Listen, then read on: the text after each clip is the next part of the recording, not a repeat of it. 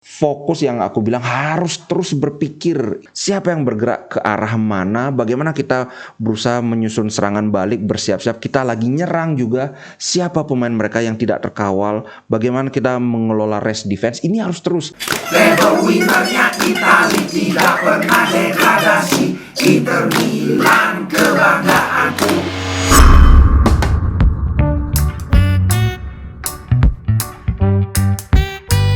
Halo Sobat Ngomin, apa kabar? Kembali berjumpa dengan Ngomin. Konten kali ini tentu saja tentang preview pertandingan besok pagi lawan Lecce. Tapi sebelum itu seperti biasa, update dulu, update Serie A dikit. Nah, tapi update-nya nggak banyak ini soal Serie A karena nggak terlalu banyak yang bisa diinikan juga kan, belum ada berita besar. Yang pertama soal transfer nih.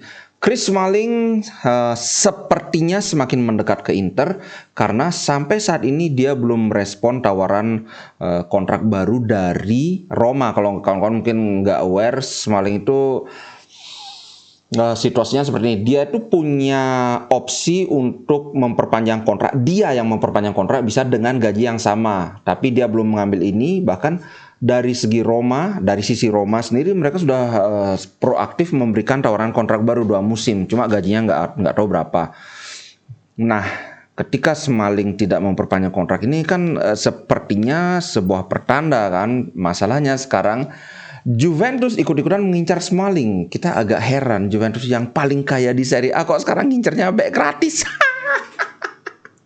Apalagi Comiso ini presidennya Fiorentina, dia bilang gini, kayak apa ya, kayak ngompor-ngomporin atau kayak menabur garam di atas luka. Dia bilang gini, selling Vlahovic to Juventus a bargain for Fiorentina. Bargain itu kan bisa nawar, maksudnya adalah sebuah transaksi yang menguntungkan untuk Fiorentina. Ini karena mereka jual Vlahovic 80 juta ke Juventus, mereka sebagai gantinya beli Luka Jovic dan Cabral dan Luka Jovic ini total sudah mencetak 21 gol bersama. Mereka cuma ngabisin duit 15 juta untuk kedua pemain ini. Sedangkan Vlahovic sekarang kalau nggak salah terakhir aku lihat berapa, 7 gol apa 9 gol. Jadi jelas dari transaksi ini ya Fiorentina sangat diuntungkan. Lagi-lagi Juventus kan mungkin mereka nggak mikir, ambil beli aja, nggak tahu udah dibayar apa belum. Nah, kemudian adalah salah satu ini berita yang mungkin menggembirakan, karena aku sendiri tadi bangun pagi itu tiba-tiba merasa gembira gitu, nggak apa, baru lihat HP, lihat hasil pertandingan, oh ternyata Milan kalah. Oke, aku nggak akan ngejek Milan, tapi kita nggak usah munafik. Fans Milan pasti senang kalau Inter kalah, begitu juga fans Inter pasti senang kalau Milan kalah. Dan kenyataannya Milan memang kalah 1-2. Aku bahas sedikit aja ya, dari segi aku sempat lihat highlightnya. Ini kenapa kok Milan di apa ya, kalau di istilah Balinya diuyak gitu, dibombardir terus menerus. Kalau dari penguasaan bola memang Milan menang 53%, tapi kenyataannya total shotnya 16 Fiorentina, Milan cuma 8. Jadi 2 kali lipatnya si Fiorentina nembak ke gawang Milan. Jadi menurutku ya pantas kalah si Milan. Cuma ingat, jangan sombong, karena nanti kita main kalau sombong terus Toro kalah juga. Waduh. Sekedar ini kilas balik di table Serie A, Inter saat ini ada di posisi ketiga dengan 47 poin. Kita lagi disalip sama Lazio karena mereka menang lawan Napoli. Ini sudah aku bahas kan. Mereka menang lawan Napoli. Poin mereka adalah 48, tapi kalau kita bisa menang lawan Lecce maka kita akan punya poin 50 di atas Napoli lagi. Sedangkan Milan ya poin mereka 47. Kalau kita kalah ya kita tetap masih di atas Milan. Sedangkan pertandingan seru yang lagi satu adalah Roma lawan Juventus. Saat ini poin Roma ada 44. Kalau mereka menang berarti mereka jadi 47. Kalaupun Inter kalah, Inter masih ada di peringkat 2. Semoga nggak kalah sih. Malu-maluin lah kalau kalah. Oke, sekarang kita bahas pertandingan lawan Lecce. Kawan-kawan pasti ingat pertandingan Inter lawan Lecce di leg pertama itu berjalan cukup alot. Inter memang menang 2-1, tapi terus terang saja waktu itu Inter sangat kesulitan.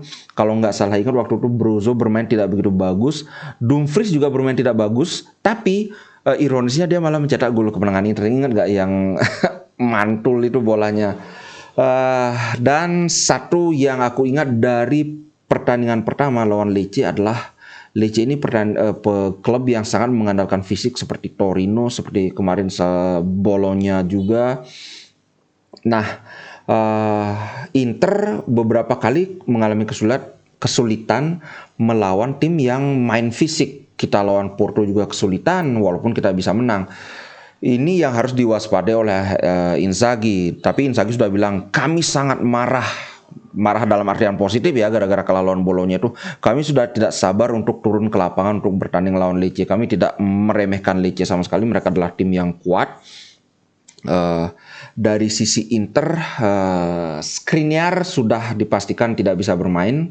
Ini aku baca ya. Kemudian Di Marco masih meragukan. Yang aku baca ini adalah Dzeko, Dumfries dan Gosens sudah hampir pasti akan bermain dari awal jadi starter. Kemudian kenapa Dumfries walaupun permainannya nggak bagus, tapi kalau dia dimainkan ya wajar karena Skriniar nggak main ya mau tidak mau Darmian digeser ke belakang ke center back kanan. Kalau mau mainkan Belanova ya nggak juga kan. Nggak mungkin karena sejelek-jeleknya Dumfries masih bagusan Dumfries daripada Belanova. Itu kalau dari sisi kanan. Kalau dari tengah aku nggak ngeliat ada masalah. Kemungkinan kali ini kita akan melihat trio Habibi, Hakan, Brozo dan Barella. Miki akan jadi pengganti karena sudah saatnya Inzaghi mengembalikan trio Habibi ini. Kalau di kiri ya jelas Di Marco masih meragukan walaupun dia main kayaknya paling jadi pengganti aja, apalagi kemarin Gosens tampil sangat bagus. Akhirnya kita akan melihat Gosens yang ada di Atalanta. Aku kadang-kadang berpikir ya, kalau Gosens bagus kayak gini supaya dapat rotasi, kenapa nggak Gosens ditaruh di center back kiri? Kemudian Di Marco di depannya, karena toh Gosens ini sangat bagus ininya kan, defense dia sangat bagus, sangat istimewa bahkan. Kalau kita lihat dari sisi rekor pertandingan di Serie A, Inter Milan lawan Lecce itu sudah bertemu berapa? 25 tambah 4, 29 tambah 4 berarti 33 kali. Inter menang 25 kali, seri 4 kali, kalah 4 kali. Tapi di 5 pertemuan terakhir, karena Lecce ini kan sempat ke Serie B juga, Inter menang, kemudian sempat seri di tahun 2020, sempat kalah cuma sekali di musim 2012. Kalah 1-0 saja, selebihnya Inter menang. Dari segi rekor pertemuan ya jelas Inter lebih unggul, dari segi kualitas pemain juga lebih unggul. Tapi satu yang harus diingat, di leg pertama pertemuan kita lawan Lecce, Inter menang dengan sangat kesulitan. Walaupun itu adalah gol pertama Lukaku musim ini.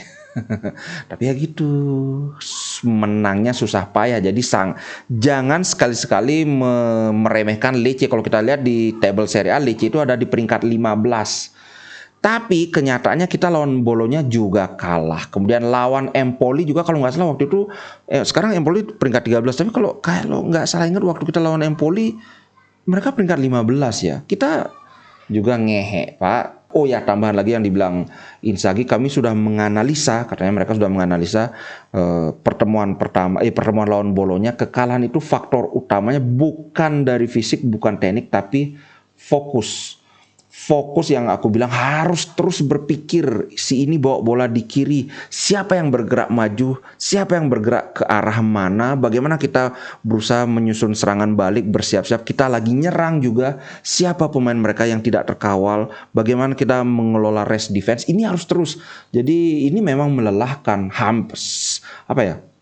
selalu bergerak dan sambil selalu berpikir. Ini sangat menguras fisik dan mental, tapi mau tidak mau ini harus dijalani. Itu yang benar-benar ditekankan, mental kita harus benar-benar mental, apapun caranya harus menang. Walaupun kemenangan itu ugly, walaupun kita cuma dapat 2 gol, walaupun kita cuma dapat 2 peluang, kalau dua-duanya gol dan kita menang, itu harus dilakukan. Kayak gitu sih guys.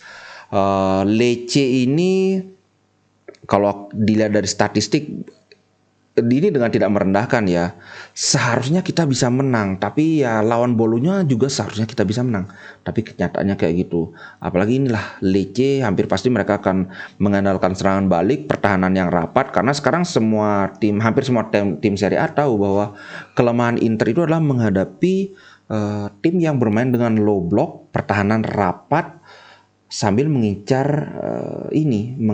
serangan balik. Ini yang terjadi dengan gol Bolonya kemarin.